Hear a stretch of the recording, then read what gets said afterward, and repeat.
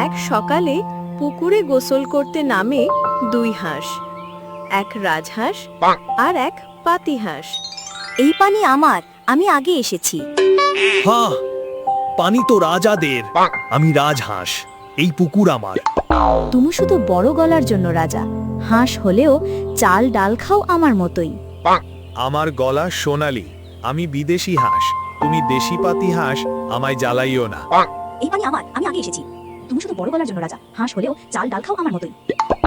রাজহাঁস আর পাতিহাঁসের এমন ঝগড়া শুনে সেখানে কচ্ছপ আসে আর তাদের প্রতি বিরক্ত হয়ে বলল, আহারে, কেউ একদিন এই পুকুর নিজের সাথে নিয়ে যাবে নাকি? শান্তি করে না থাকলে মাছরাও পালাবে। আচ্ছা ভাই, চলো আজ থেকে দুজনে মিলে মাছ ধরি, ঝগড়া বাদ। হ্যাঁ, সেটাই ভালো। চলো দুজনে বন্ধুত্ব করি।